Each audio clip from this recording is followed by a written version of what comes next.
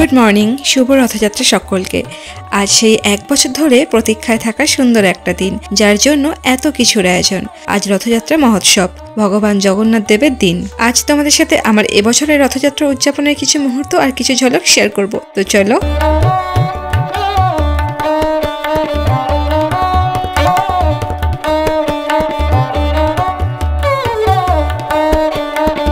শুরুতেই সকলকে রথযাত্রার অনেক অনেক শুভেচ্ছা, আন্তরিক অভিনন্দন ও অনেকটা ভালোবাসা। সবকিছুর পাশাপাশি ভগবানের এই বছরের রথকে কিভাবে সাজিয়ে তুলবো আর কিভাবে সবটা করব, কি করে ডেকোরেশন করব, কিভাবে সেলিব্রেট করব, সেই সবটাই কিন্তু এই ভিডিওতে তোমাদের সাথে শেয়ার করব। এখন আমাকে যদিও ফুল তুলতে দেখছো, তো তার আগে বলি, এই যে জায়গাগুলো তোমরা এখন দেখছো বা দেখবে, এগুলো কিন্তু আমার বাড়ির সব থেকে প্রিয় জায়গাগুলোর মধ্যে একটা। আমার বাড়ির ফুল বাগান আর ছাদ বাগান। আজ ভগবানের পুজোর জন্য আর রথ সাজানোর জন্য এই ফুলগুলো গাছ থেকে তুলছি, আর তারই সাথে চলো তোমাদেরও একটু ঘুরে ঘুরে দেখাই। এই বর্ষাকালে বৃষ্টির পর চারিদিকে গাছপালাগুলো যেন সব আরো বেশি করে সবুজ হয়ে ওঠে।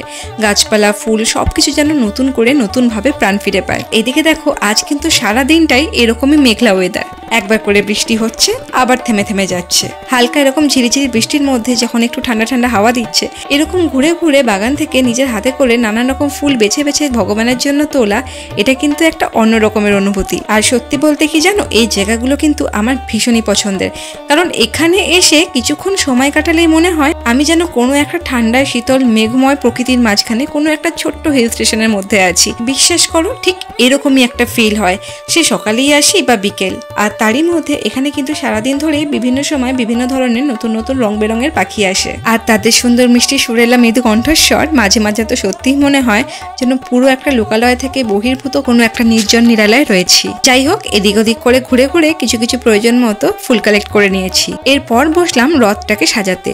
চিনতে পারছো নিশ্চয়ই এই রথটা, যেটা আগের বছরই ক্লে দিয়ে এরকম একটা ফেয়ারি হাউস করে নিয়েছিলাম, যেটার জন্য এই রথটা কিন্তু ইটসেলফ এমনিতেই কমপ্লিট। আর কিন্তু নতুন করে এটাকে কিছু করার জায়গা নেই। কিন্তু প্রত্যেকবার এই পুজোতে নতুন নতুন কিছু না করলে মনটা কি আর ভালো লাগে বলো? তাই জন্য কিছু ছোট ছোট সামান্য কটা জিনিস অ্যাড করেছিলাম এই লুকটাকে আরেকটু ব্রাইটেন আপ করার জন্য। আর ভগবানের কাছে ব্যবহার করে যে সকল ওড়নাগুলো, যেগুলো আমার খুবই প্রিয়, সেই ওড়নাগুলোকে ছোট ছোট করে কেটে রথের এন্ট্রান্স গুলোকে সাজিয়ে নিয়েছিলাম। কাপড়গুলোকে এখানে অ্যাটাচ করার জন্য গ্লু স্টিক দিয়ে গ্লু করেছি। দীর্ঘ বিচ্ছেদের পর দ্বারকা থেকে ত্রিবৃন্দাবনে ভগবানের প্রত্যাবর্তনের এই উৎসব রথযাত্রা মহোৎসব আমি প্রতি বছরের মতো এই বছরের রথযাত্রা উৎসব উপলক্ষে সাজিয়ে নিয়েছিলাম আমাদের বাড়ির রথ। যদিও করার মতো এখানে বেশি কিছুই ছিল না, তাও এখানে একটু নতুন করে টাচ আপ, কারণ পুরোনো জিনিসকে একটু নতুন করে শুধু সাজিয়ে নেওয়া, ব্যাস এটুকুই আর কি। এখানেও কিন্তু কিছু সদ্য তোলা তুলসী নিয়ে নিয়েছি, আর এগুলোকে সাইডে ভাজে ভাজে আমি কোনোভাবে একটা আটকে দেওয়ার চেষ্টা করব, যাতে এগুলো ভালোভাবে স্টিক করে যায়, পড়ে না যায়। এখানে কিছু আর্টিফিশিয়াল সানফ্লাওয়ার নিয়েছিলাম, যেগুলোকে গ্লু স্টিক দিয়ে আমি এখানে অ্যাটাচ করে দিচ্ছি।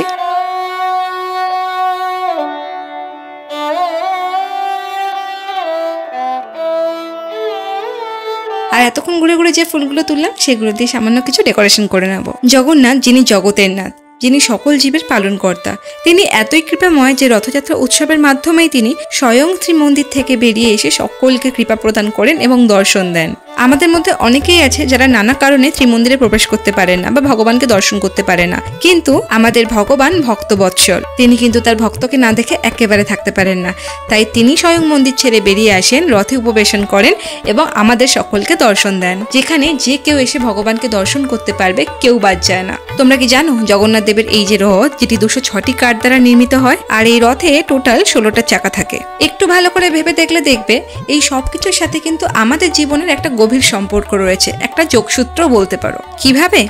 আমাদের দেহে 206টি হাড় আছে, ঠিক তেমনই জগন্নাথ দেবের এই রথে 206টি কাঠ দ্বারা নির্মিত হচ্ছে। আবার ঠিক তেমনই রথের যে 16টি চাকা, সেটি আমাদের দেহের 5টি জ্ঞানেন্দ্রিয়, যেমন কর্ণত্বক, চক্ষু, জিহ্বা ও নাসিকা, 5টি কর্মেন্দ্রিয়, যেগুলি হলো হস্তপদ, বাক, পায়ু, উপস্থ, এবং 6টি রিপু, যেটিকে আমরা ষড়রিপু বা ষটরিপু বলে জানি, কাম, ক্রোধ, লোভ, মোহ, মদ ও মাৎসর্য। এই রথের চাকাকে কিন্তু এগুলোরই প্রতীক হিসেবে আমরা ধরতে পারি। এই বছর জগন্নাথ রথযাত্রা উপলক্ষে ভগবানের জন্য বানিয়েছিলাম সোনাভেশা, আর আজকে হচ্ছে সেই দিন যখন সবটা দিয়ে ভগবানকে খুব সুন্দর করে সাজিয়ে তোলার দিন। রথ সাজানোর পর গেলাম বাজারে, আর ভগবানের পুজোর জন্য বেশ কিছু কেনাকাটা করে বাড়িতে এসে বসলাম পুজোয়। রথের পূজা ভগবানের পূজায়। আজকের এই স্পেশাল দিনে স্পেশাল সাজে ভগবানের এই শৃঙ্গার তোমরা দর্শন করো, আর কেমন লাগছে অবশ্যই করে কিন্তু বলো।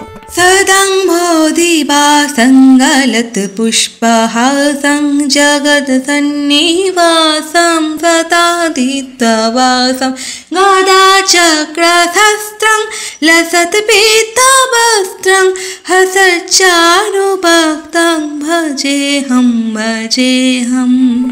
ভগবানকে নিয়মিতভাবে নিত্য পূজা করার পর এরপর ভগবানকে রথের মধ্যে বসিয়ে আবারও রথের মধ্যে আরতি করে নিয়েছিলাম। আর তারপরে সেই শুভক্ষণ যখন রথের দড়িতে টান পড়বে আর ভগবান যাবে বাইরে ঘুরতে সবাইকে দর্শন দিতে। জানো তো, শ্রীমদ্ ভাগবত গীতা ক্লাসের সময় শ্রী গুরু মহারাজরা ভীষণই সুন্দর একটা রূপকের ব্যবহার করেন।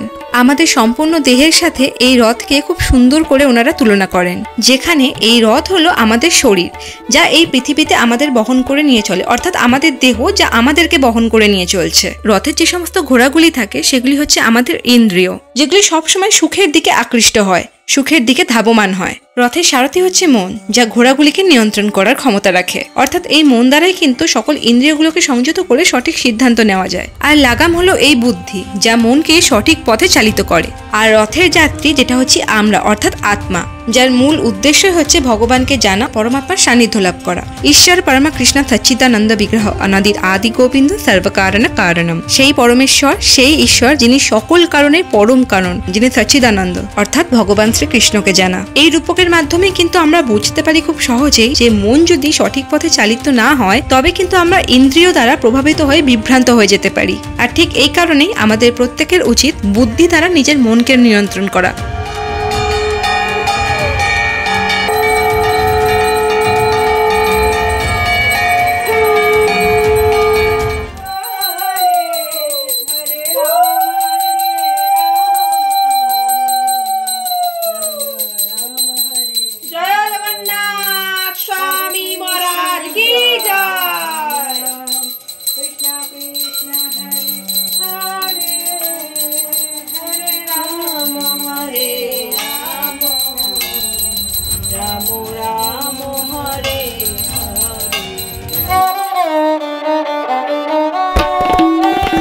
তোমাদেরকে আগেই বলেছিলাম যে রথ আমি কি করে সেলিব্রেশন করছি তার পুরোটাই কিন্তু এই ভিডিওতে দেখাবো। তো রথ উদযাপনের পরের দিনই বিকেলে চলে গিয়েছিলাম পার্ক স্ট্রিটের রথের মেলায়। এই সারাদিন বৃষ্টি, অথচ তার উপর গরম, অদ্ভুত একটা কম্বিনেশন। হাজার বৃষ্টি হয়ে যাক, সবটা ডুবে গেলেও রথে ইসকনের মেলায় না গেলে আমার রথের উৎসব একেবারে অসম্পূর্ণ। আমার সাথে ছিল বাড়ির বেশ কিছু সদস্যরাও। মেট্রোর কাছে পৌঁছেই দেখি মুষলধারে হচ্ছে বৃষ্টি।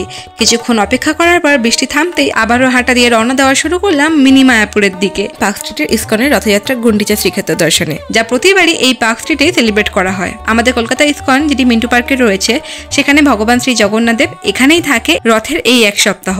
রথচ বামানং দৃষ্টা পুনর্জন্মন বিদ্যাতে। প্রত্যেক বছর রথের সময় নিজের বাড়ির রথে উদযাপনের সাথে সাথে ইসকনের রথে পার্টিসিপেট করাটা আমার রথ সেলিব্রেশনের একটা অভিন্ন অংশ।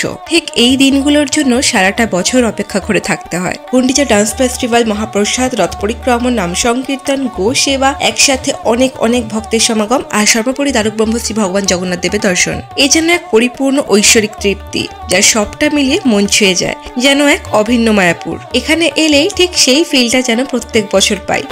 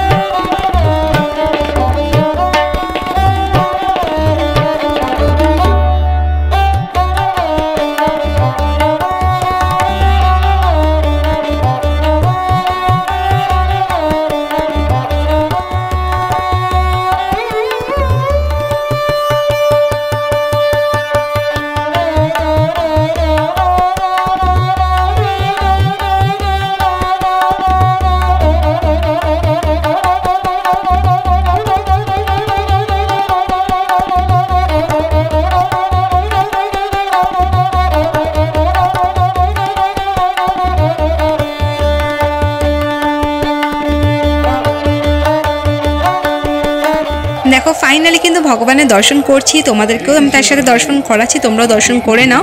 আর তার সাথে একসাথে প্রে করো নীলাচল নিবাসায় নিত্যায় পরমাত্মনে বলভদ্র সুভদ্রাভাং জগন্নাথা তে নমঃ। জয় জগন্নাথ। সবাই একটু করতালি। উলুধ্বনি মায়েরা, উলুধ্বনি, উলুধ্বনি।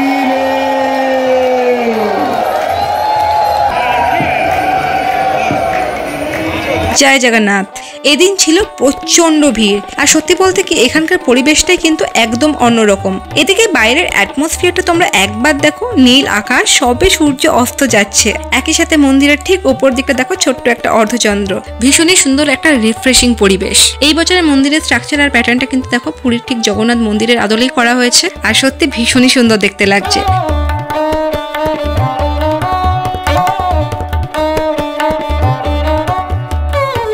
আর সব শেষে এখানকার এই মহাপ্রসাদ খিচুড়ি প্রসাদ, যেটা প্রত্যেক বছরে কিন্তু আলাদা করে একটা আকর্ষণ। দেখো এখানে যে রথগুলি করে শ্রী গোবিন্দ এখানে এসেছেন, মানে জগন্নাথ দেব এখানে আসেন এই গুন্ডিচাতে, সেই রথগুলো এখানেই রাখা থাকে। চাইলে কিন্তু এখানে সুন্দর করে রথ পরিক্রমা করারও ব্যবস্থা করা আছে, যেখানে প্রভুজিরা এখানে জপমালা দেন, যাতে পরিক্রমার সাথে সাথে ভগবানের নাম জপ করা যায়। আর তার সাথে যতক্ষণ পুরো সময়টা তোমরা এখানে থাকবে, বিভিন্ন জায়গা থেকে, একসাথে অনেকগুলো জায়গা থেকে তোমরা নাম সংকীর্তন, ভগবানের নাম শুনতে পাবে, ভগবানের গান শুনতে পাবে, হরিনাম সংকীর্তন শুনতে পাবে।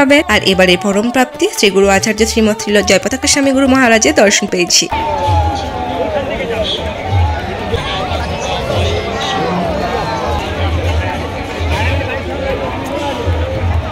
নমঃ বিষ্ণুপাদায় কৃষ্ণপৃষ্ঠায় ভূতলে শ্রীমতে জয়পতাকা স্বামিনীতি নামিনে নমঃ আচার্য পাদায়নিতে কৃপাপ্রদায়িনে গৌরকথা ধামোদায়নগর গ্রামতারিণে হরে কৃষ্ণ। সকলের জন্য রইল রথযাত্রার অনেক অনেক শুভেচ্ছা। আর এই ছিল আমার এবছরের রথ ডেকোরেশন সেলিব্রেশনের সম্পূর্ণ ভিডিওটা। পুরো ভিডিওটা কেমন লাগলো অবশ্যই আমাকে কিন্তু কমেন্ট করে জানিও। যদি কিছু ভালো লেগে থাকে তাহলে একটা লাইক করে দিও, আর যদি চ্যানেলে নতুন হয়ে থাকো তাহলে যাওয়ার আগে সাবস্ক্রাইব করে নিও। চলো যাওয়ার আগে আরো একবার জয় জগন্নাথ। খুব ভালো করে তোমরা সকলে রথ সেলিব্রেট করো। দেখা হচ্ছে আবার পরের ভিডিওতে। চলো বাই।